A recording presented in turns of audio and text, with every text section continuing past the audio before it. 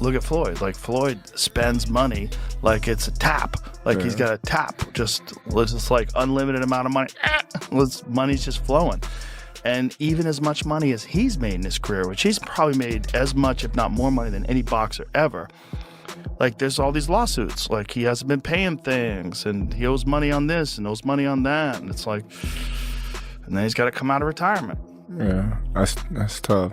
Yeah. That's tough. I think it's just the lifestyle that Floyd lived. Yes. I think he can't fathom to just live a modest lifestyle. It's like he gotta be lavish. Right. He's got to have those videos where he shows you all the watches, where he opens the case up, you know. All the money. You gotta show that he got $1 million in his backpack. And, you know, he got the latest watch and the latest car, and look what I just bought. And when you get into latest watches and latest cars, you get into that, like, boy, that money goes quick. Yeah. Bugattis are like $3 million. There's watches that are $3-5 million. That's crazy. So you buy a watch and a car, you're down 10. That's when Floyd Mayweather's property investments came up in conversation. Joe Rogan responded with clear doubt. Speaking on his podcast, he challenged the reported figures, suggesting that the numbers being presented didn't quite add up. One of the reasons why people watch him fight is not because he's like Mike Tyson, just goes out and destroys people. They like watching him fight because they hate him. Because he talks so much shit, and he's like, look at my $1 million watch, look at my fucking jet, look at my house, look at this. He's like constantly showing you all these things that he has. Like, he'll lay out watches in a hotel bed, like, this is $1 million worth of watches. This watch goes for $2 million. And they're like, this is my small watch that I take sometimes, but when I'll show you, when I'll show up, I bring out the big boy, and it brings out this watch that's covered in diamonds. It's like $5 million.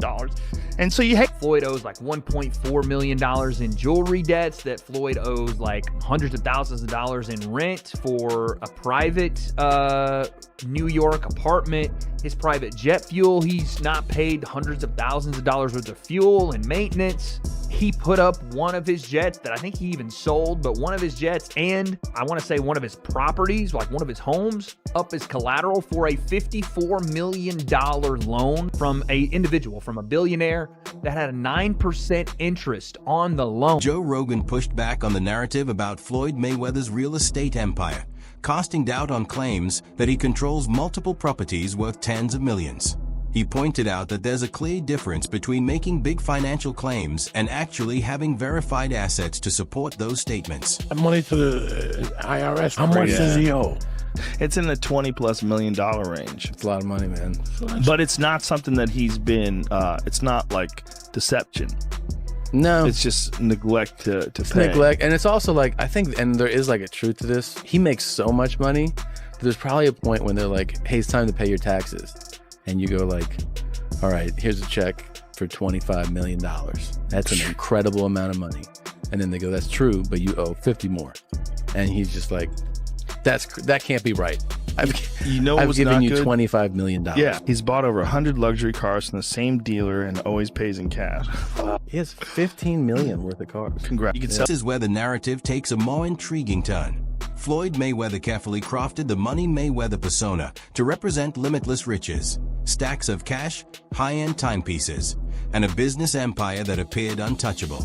Yet, conversations within financial circles indicate that the true situation could be much more layered than it seems. Floyd Mayweather is made, and because he's the best in the history of pay-per-view at making sure that the money ends up in his pocket. He is or has been a businessman as an athlete that almost doesn't have a peer because he owns all his own stuff as an independent. Your spending has to be so fiscally irresponsible to lose the amount of money that Floyd Mayweather has lost that it is almost beyond anything that is reason. It's not merely fiscal insanity. It's something that doesn't make any sense to me. Right. And another sign of him maybe in financial trouble is, as of February 2026, Floyd Mayweather has initiated a massive $340 million lawsuit against Showtime Networks and former executive Steven Espinoza. So he's trying to get some bread right now. The estimate is that he made over $1.2 billion over the course of his career and just earnings from. According to reports from Business Insider, 2 commercial properties linked to Floyd Mayweather have already been involved in foreclosure actions. There were also claims that a property tied to his Las Vegas strip club risked being taken due to unpaid taxes. In addition, multiple lawsuits have alleged that he failed to settle high-value purchases of watches and jewelry, claims he has publicly denied. As these issues surfaced, attention began shifting away from displays of luxury toward deeper scrutiny of his financial situation. I mean, things that they said in this article were insane. That Floyd owes like $1.4 million in jewelry debts, that Floyd owes like hundreds of thousands of dollars in rent for a private New York apartment. His private jet fuel, he's not paid hundreds of thousands of dollars worth of fuel and maintenance. He put up one of his jets that I think he even sold, but one of his jets and I want to say one of his properties, like one of his homes, up as collateral for a $54 million. Same report from Business Insider noted that 2 condominiums at the Trump Las Vegas complex were temporarily seized over unpaid taxes before being returned once the was cleared. It also mentioned a substantial loan, estimated at around $54 million, allegedly secured against several assets belonging to Floyd Mayweather, including his residences, private jet, and business ventures. Whether these figures stem from overstatement or misinterpretation, the gap between the public image of limitless wealth and the details outlined in these reports has fueled ongoing debate. Joe Rogan had already raised questions about Mayweather's financial standing, prompting widespread discussion. Then Chael Sonnen joined the conversation with a much more direct perspective. Instead of reacting with surprise to the reports, he questioned why anyone found the situation unexpected at all. What's wrong with that? And why are we attempting to tease Floyd? Is Floyd Mayweather? Yes, he's broke. Of course he's broke. He's a boxer. Did they say he can't read?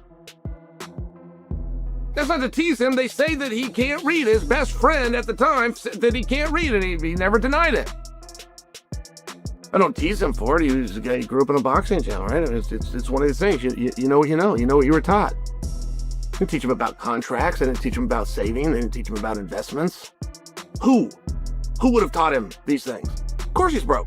Flips the perspective back on the audience, posing a point along the lines of, if most people get up and work each week because they need income, why would it be surprising for a fighter to continue competing for the same reason? The remark blends blunt realism with a touch of provocation, making a strong impact. He then takes it further. Chael Sonnen pushes back against long-standing beliefs about boxing earnings, arguing that headline-grabbing figures, like billion-dollar totals and massive pay-per-view numbers, often originate from promotional material rather than independently verified data. He claims that those directly responsible for tracking pay-per-view sales have not publicly confirmed such numbers, a point that challenges years of inflated narratives around the sport's finances. A gambling addict. He got baby mamas all over the... What do you mean is he broke? Of course he's broke. What boxer do you know that isn't broke? What a ridiculous question. But it's the fact that they're attempting to tease him. I mean, first off, they're asking the question. Look, I've told you until I'm blue in the face. The numbers that you hear in boxing simply aren't true. Floyd made $1 billion. No, he didn't. Floyd and Conor made $500 million. No, they didn't. Of course they didn't. Nobody's ever confirmed that. And it's the same thing with the check. I got $100 million for a fight. Oh, you did? Who signed the check? Whoever signed the check is going to want credit for it. There's never been a time that $1 million check was written and the dude that wrote the check didn't make sure that somebody found out he wrote the check. So who wrote the check? Floyd's got a whole bunch of them, apparently. He got $1 billion. Who wrote the check? At the same time, Chael Sonnen isn't singling out Floyd Mayweather alone. He's also criticizing how financial narratives are shaped across the sports industry. He shifts attention to the complications of fight agreements, pointing out that organizing multiple bouts around a rumored matchup with Mike Tyson would create issues for any promoter. In boxing, scheduling and exclusivity play a critical role, making the situation even more notable given that Mayweather himself has previously called out Showtime over its business practices. And I'm only sharing with you, like, the numbers aren't what you think they are, right? The numbers are good and they made a lot of money, but it's not what you think it is. And yeah, of course Floyd's broke. Would you be boxing if you weren't? And it's very tough to be... Some critics argue that Floyd Mayweather has contributed to similar confusion through his own promotion, particularly in connection with Logan Paul. The conversation quickly becomes circular, with responsibility constantly shifting from one side to another. Still, Chael Sonnen ends up highlighting a notable contradiction. people may question Mayweather's finances, challenge the reported earnings, debate contractual issues, or downplay his exhibition bouts. But whenever his name appears on a fight announcement, the entire combat sports world pays attention. Mayweather owes Logan Paul $1.3 million. No, he doesn't. Just to clear that up, no, he doesn't. Will Logan ever get the money? I think Floyd's broke. Floyd does not owe Logan $1.3 million. Floyd's promotion owes Logan $1.3 million. And now, of course, he's not going to get it. That promotion's already shut down. Allegedly. Chael Sonnen further intensified the Floyd might be broke discussion. And soon after, Jason Whitlock along with his panel joined in, turning the segment into what felt like a detailed breakdown of financial clues, only with a boxing twist. Whitlock aligned with the perspective of Shannon Sharpe and others, suggesting that Floyd Mayweather's potential return could be motivated by the pursuit of another massive payday. AS fighters like Canelo Alvarez, Manny Pacquiao, and Terence Crawford entered the conversation. The spotlight quickly moved to the financial side of matchmaking. Sharpe noted that these are among the few opponents capable of generating the level of revenue Mayweather would likely be targeting, essentially a lineup of high-profile superfights. Whitlock then added a light-hearted twist by referencing Rocky, posing the question, "Why do you fight?" which shifted the tone into a more humorous and reflective moment. Shannon Sharpe and Ocho Cinco suggested on their podcast that Floyd Mayweather is talking about coming back, unretiring. He is. Because he's broke. Yeah.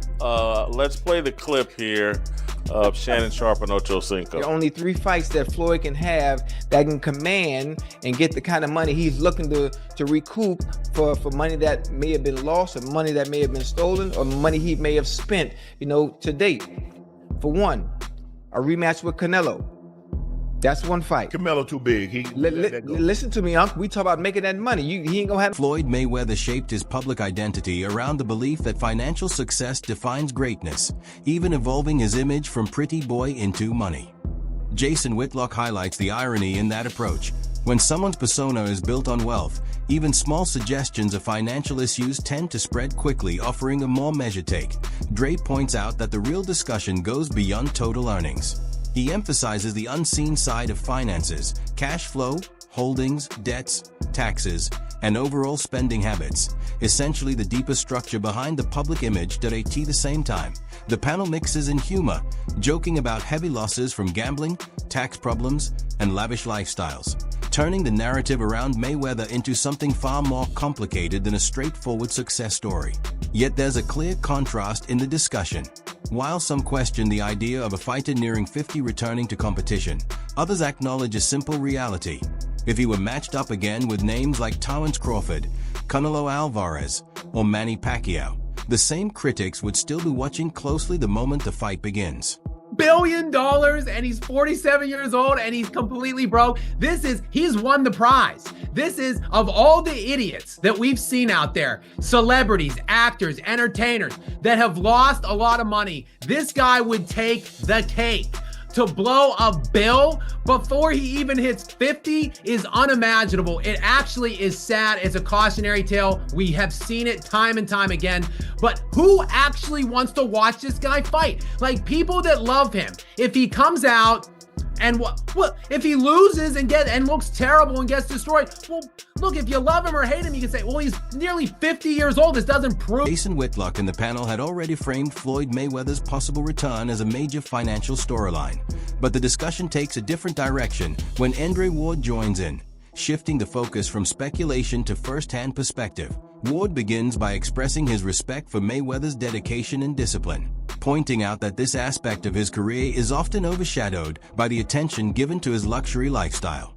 He notes that while the cars, private jets, and overall image were part of Mayweather's public persona, they were built on the foundation of a consistently committed athlete who trained without interruption.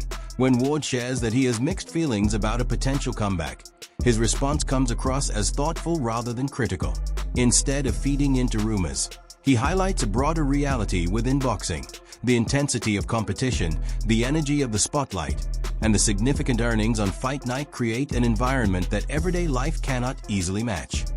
Part of that is because of the way Floyd Mayweather goes about his business. He's been filthy rich. He's made his name.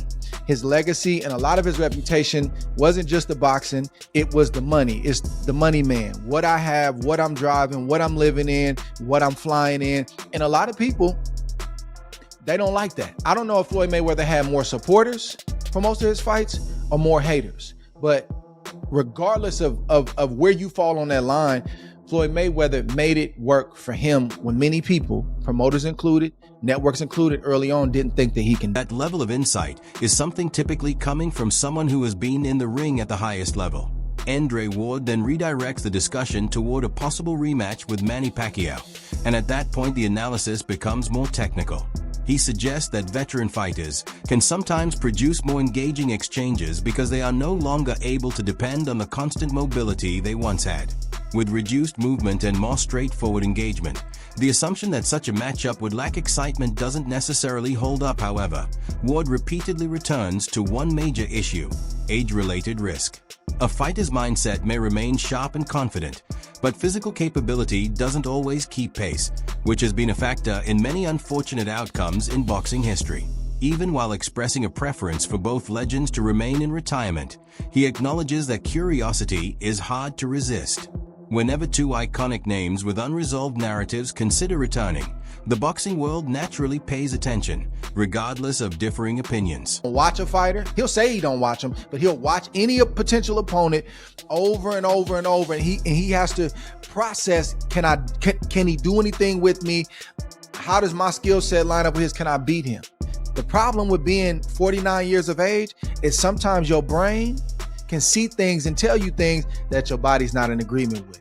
That's the problem with age. Your brain is still saying, I'm him. Your brain is still saying, man, I'm Money Mayweather. Man, these youngsters can't deal with me. But your body is saying, brother, we can't do it like that. Stepping back, the entire discussion begins to resemble a convergence of multiple viewpoints at once.